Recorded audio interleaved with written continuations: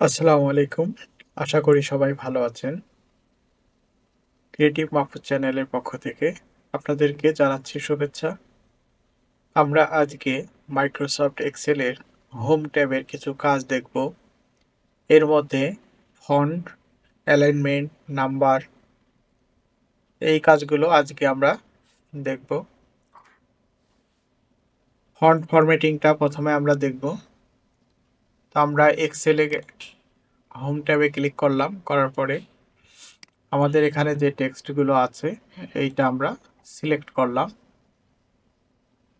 Select করার পরে এখন যদি আমি ফন্ট চেঞ্জ করতে চাই তাহলে আমাদের এইটা ফন্ট সেটিংস আছে। এই ফন্ট সেটিংসের শর্টকাট হচ্ছে কন্ট্রোল শিফট চেপে ধরে এফ বাটন চাপতে হবে। Control plus shift plus F.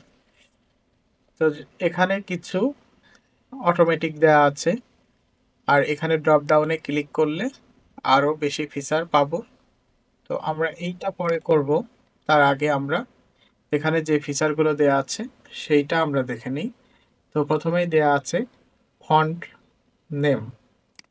তো আমরা এখানে ক্লিক করলাম। ক্লিক করার পরে যেহেতু বাংলা, তো ইউনিকোডে লেখা, তো সেই ক্ষেত্রে আমরা এটা নিকশ ব্যান একটা ফন্ট আছে, এটা দিয়ে দিলাম। এই যে আমাদের ফন্ট চেঞ্জ হয়ে গেছে।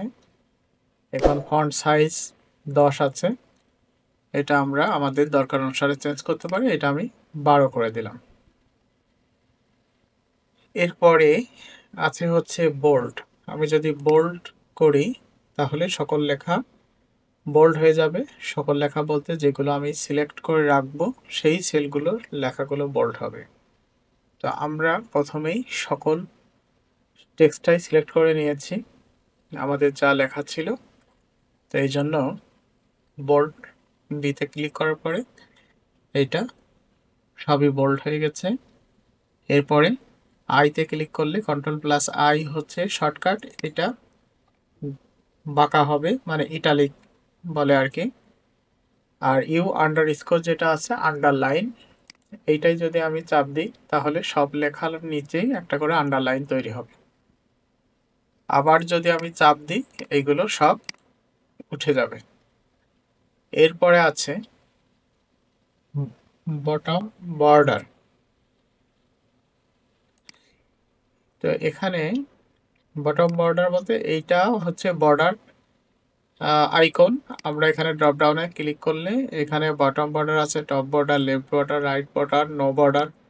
আমি যদি নো বর্ডার করে দিই তাহলে পরে আমার এখানে কোনো বর্ডার শো করবে না। আর আমি যদি অল বর্ডার করে দিই তাহলে আমার প্রত্যেকটা সেল একটা করে বর্ডার শো করবে। অনুরূপভাবে কোনো সেলের উপর নিচেই যদি আমরা বর্ডার রাখতে চাই তাহলে এই যে বটম বর্ডার, টপ বর্ডার এগুলো ক্লিক করলে পারে যোগ হবে, বাদ হবে।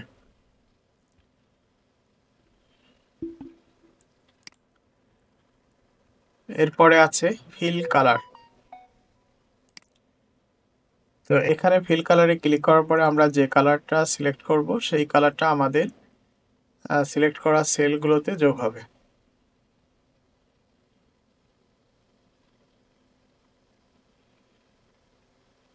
আমি একটা কালার দিয়ে দিলাম। এরপরে আছে ফন্ট কালার। তো ফিল কালারে আমার প্রত্যেকটা সেল কালার হয়ে গেল। এবার যদি আমি ফন্ট কালার চেঞ্জ করি তাহলে ফন্ট কালার পরিবর্তন হয়ে যাবে। এর উপরে আছে increase font size, decrease font size. বড় এতে যদি আমি ক্লিক করি আমার ফন্ট সাইজ বাড়বে, আর ছোট এতে ক্লিক করলে আমার ফন্ট সাইজ কমবে। ফন্ট সেটিংসের ড্রপ ডাউনে আমরা ক্লিক করলাম। ক্লিক করার পরে আমরা এত সময় যে বিষয়গুলো দেখলাম, তো আমাদের সেই বিষয়গুলো এখানে আছে। কিছু ইফেক্ট আছে, সুপার স্ক্রিপ্ট আছে, সাব স্ক্রিপ্ট আছে। তো সুপার স্ক্রিপ্টটা বলতে স্কোয়ার, সাব স্ক্রিপ্টটা বলতে যেমন H2O লেখাটা নিচের দিকে ছোট হবে। তারপরে বর্ডার আছে, ফিল আছে, প্রোটেকশন আছে। প্রোটেকশনের বিষয়টা আমরা অন্য একটা ভিডিওতে দেখব। আর এখানে নাম্বার আছে। তো যাই হোক, আমরা ফন্টটা সিলেক্ট করে ওকে করে দেব। তো মোটামুটি এই হচ্ছে আমাদের ফন্ট কালার, ফন্ট সেটিংসের বেসিক কাজকর্ম। এছাড়াও আরও কিছু অ্যাডভান্স লেভেলের কাজ আছে, সেগুলো আমরা কাজ করতে করতে দেখব। এরপরে আছে অ্যালাইনমেন্ট। এরপরে আছে অ্যালাইনমেন্ট সেটিংস। অ্যালাইনমেন্ট বলতে কি? অ্যালাইনমেন্ট বলতে লেখাটা ডান দিকে, মাঝের দিকে, বাঁ দিকে অথবা জাস্টিফাই মোডে থাকার যে বিষয়টা আছে সেটা। তো আমাদের এক্সেল শিটে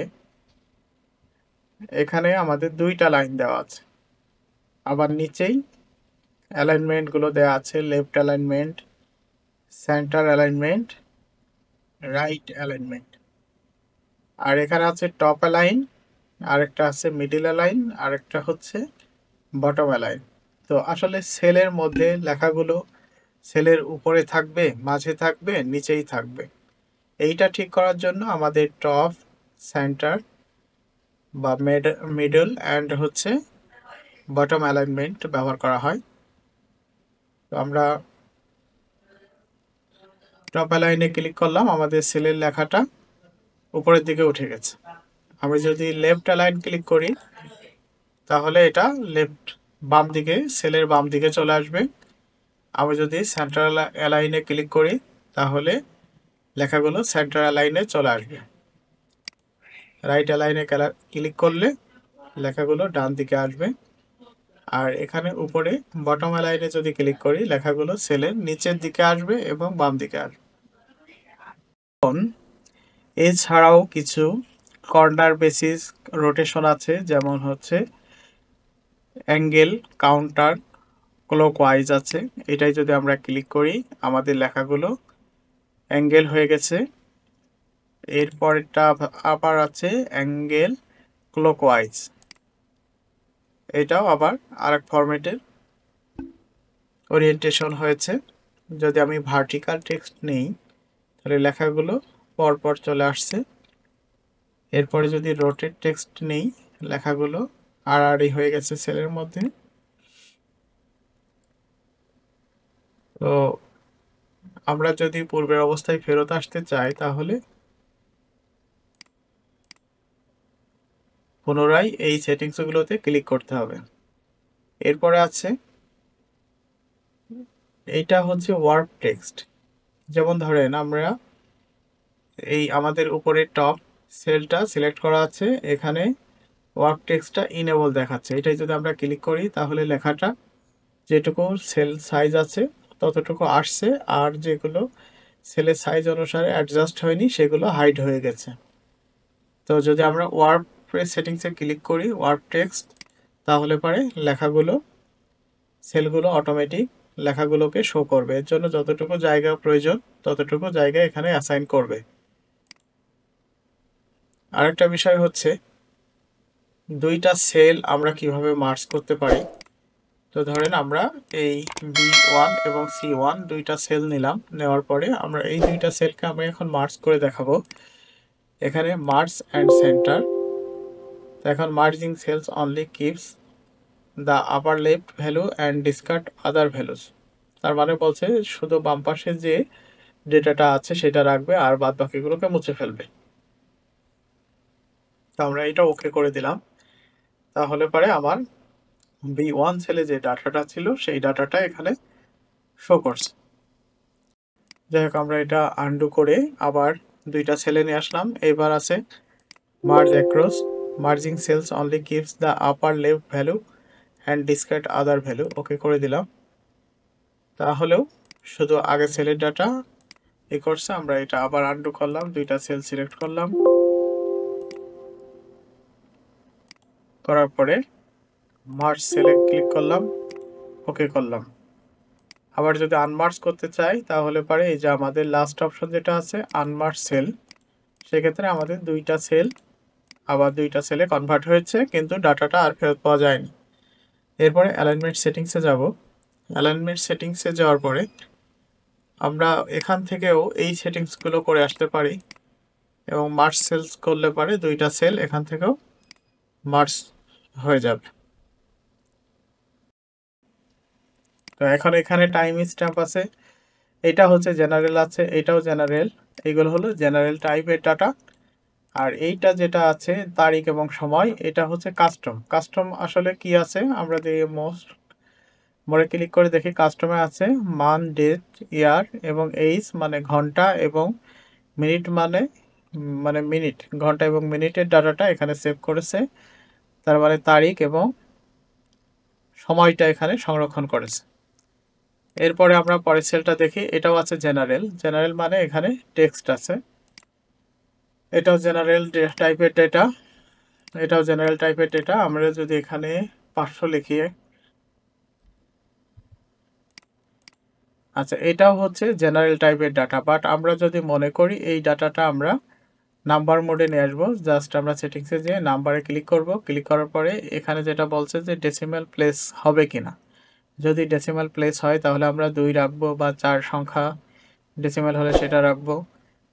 আর তারপরে বলছে ইউজ 1000 সেপারেটর, 1000 হলে কমা ব্যবহার হবে কিনা, আর নেগেটিভ ভ্যালু হলে মাইনাস দেখাবে কিনা, অথবা লাল দেখাবে কিনা, অথবা এরকম ব্র্যাকেট সহ দেখাবে কিনা। তো আমরা যেটা করব, আমরা এখানে 0 করে দিলাম, ওকে করে দিলাম। এখন এখানে দেখেন এই যে উপরে এটা নাম্বার ফরম্যাট চলে আসছে। উপরেরটা জেনারেল ফরম্যাট থাকলেও নিচেরটা নাম্বার ফরম্যাট আছে। আমরা এখানে নাম্বার ফরম্যাটের জন্য আরও কিছু 2টা ডেসিমাল দিয়ে দিলাম, ইউজ করে দিলাম 1000 সেপারেটর, আর নেগেটিভ ভ্যালুজ হলে মাইনাস শো করবে। যদি আমরা কারেন্সি সাইন্স দেখাতে চাই তাহলে আমরা কারেন্সিতে ক্লিক করব, আর আমাদের এখানে ডলার আছে সাইন, আমরা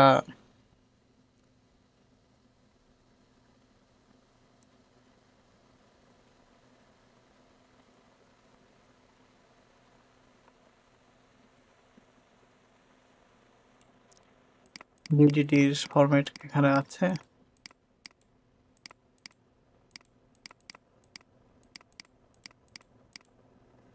হ্যাঁ বিডিটি,